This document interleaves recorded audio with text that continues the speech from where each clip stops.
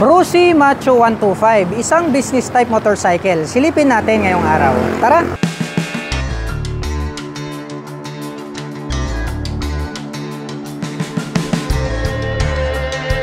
Rusi Macho 125. Kung naghahanap po kayo ng business type na motorcycle, ito po yung entry level ni Rusi, ang Macho 125. At malakas na din po ito pong motorsiklo na ito kung gagamitin nyo po itong pampasada, dahil nga 125cc na po ito.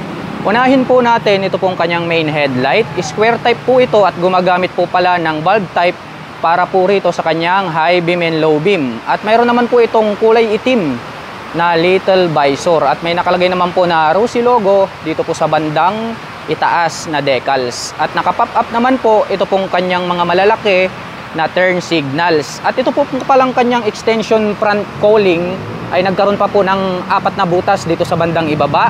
At attractive din po ang dating nito pong kanyang badge dito na chrome color at may nakalagay naman po dyan na Rusi. At ito po pala ay gumagamit ng traditional front telescopic fork na gray color at may nakalagay naman po rito na Rusi na decal.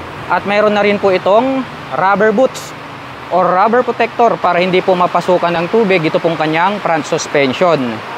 At meron din po itong bilog na added light reflectors para po dito sa magkabila, para just in case po na kayo po ay liliko sa kanan at kaliwa kahit gabi ay more visible po kayo. At ito po pala ay naka-rim set, of course, dahil ito po ay isang business type motorcycle. Ito pong kanyang hub is gray color at ito pong kanyang front braking system is naka-drum brake po ito. At ang size po ng kanyang gulong rito po sa harapan, ito po ay mayroong sukat na 2.75-17. At ang kagandahan niyan, ito po palang kanyang front fender is stainless steel po siya. Dumako naman po tayo rito sa bandang itaas. Silipin naman po natin ito pong kanyang meter panel display. So naka-analog po ito. Open lang po natin yung ilaw. So naka-analog po ito pong kanyang meter panel display. Ang makikita po natin dito is yung kanyang speedometer, yung odometer, and then meron po siyang mga light indicators dito para po rito sa kanyang high beam and low beam, dito po sa kanyang turn signal selector at ang kanyang neutral dito sa bandang gitna.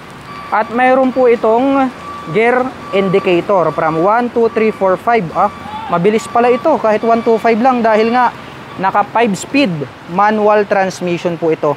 At ito po ay gumagamit ng mechanical key para po rito sa kanyang ignition. At ito po ay naka-naked handlebar. Chrome color naman po yan. At pagdating naman po sa kanyang mga button selectors, meron po itong high beam and low beam, turn signal selector at ang kanyang horn. Habang dito naman po sa kabila, meron pong on and off ito pong kanyang headlight. Meron po siyang hazard button at ang kanyang electric starter. Itim naman po ang kulay nito pong kanyang mga handle grip. At itim din po ang kulay nito pong kanyang clutch lever at ito pong kanyang front brake lever. At mapunta naman po tayo rito po sa kanyang fuel tank. Ito po palang ating Rusi Macho 125 ay mayroon po itong fuel tank capacity na 9 liters. At mayroon naman po itong fuel consumption na 45 km per liter. At ito pong kanyang fuel tank, glossy black po ito. Itim din po ang kulay nitong kanyang fuel tip. At may makikita naman po tayo rito na decal na Rusi in yellow color, tapos nagkaroon ng white and then red color na combination ng decal. At ito naman pong kanyang engine is black color po ito. At may naka-intact naman po rito na Rusi in chrome color dito sa bandang gitna. At ito po ay mayroong 5-speed manual transmission, kaya talagang pang mabilisan talaga. Ito pong kanilang Rusi Macho 125.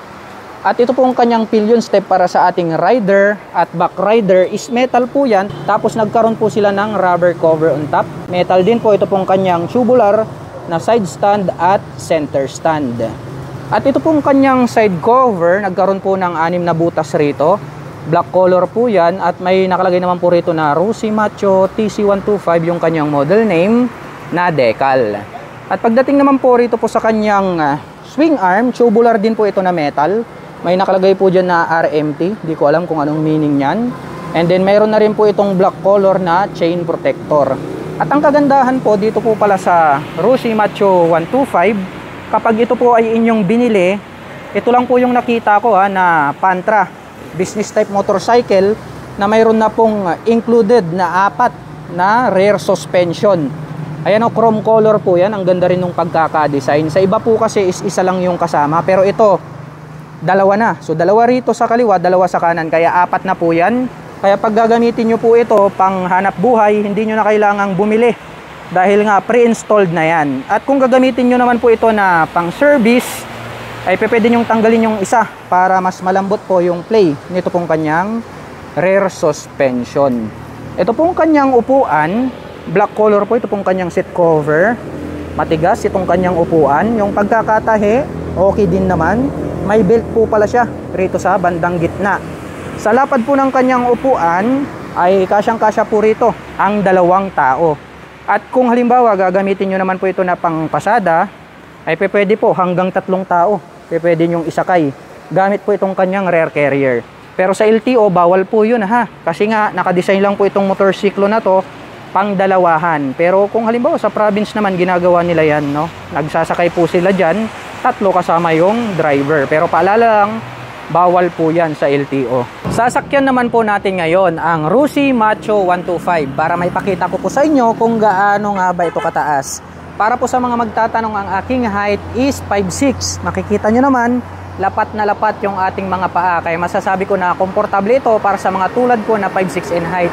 At para naman po sa mga kababayan natin na hindi naman masyadong katangkaran, sa tansya ko naman ay kayang-kaya po itong i-maneuver na mga 5 flat and above. Ito pong kanyang rear carrier ay pre-installed na rin po ito. So pagbili nyo po nito pong motorcycle na to ay nandyan na po yan. Hindi nyo na kailangang mag-aftermarket. Ang kagandahan niyan ay pwede na po kayo agad mag-installed or maglagay ng top box. Kung halimbawa naman na ito po ay inyong gagamitin na pang daily service. Silipin naman po natin ito pong kanyang taillight. Ito pong kanyang taillight, square type po ito at bulb type din po yan. Naka-pop up din po ito pong kanyang malalaki na mga bulb type na turn signals. Ito pong kanyang rear fender, stainless steel po yan. At nagkaroon pa po siya rito ng sombrero dito sa bandang dulo na black color. At ito pong kanyang rear wheels, naka-spokes rim set din po ito. Gray color din po ito pong kanyang hub. At ang sukat naman po nito pong kanyang gulong rito po sa likuran, ito po ay mayroong sukat na 3/17. At ito pong kanyang stock pipe, mahaba po ito na black color. Chrome color naman po ito pong kanyang head protection guard. At mayroon naman po itong single exhaust. At ang kagandahan po sa mga pantra motorcycle or business type motorcycle ay mayroon po itong kick starter. Bukod po dyan ay mayroon pa po itong electric starter. Dual option po yan pagdating po sa kanyang starting system. Chrome color naman po ito pong kanyang metal foot brake. At ang presyo po ng Rusi Macho TC125 ay nagkakahalaga po ito sa cash ng 46,500 pesos. At kung gusto mo naman pong kumuha ng hulugan ay naka 0 down payment po ito. Ngunit ang kailangan nyo pong ibigay ay ang first monthly installment. At mayroon naman po itong 2,155 pesos sa loob po yan ng 3 taon.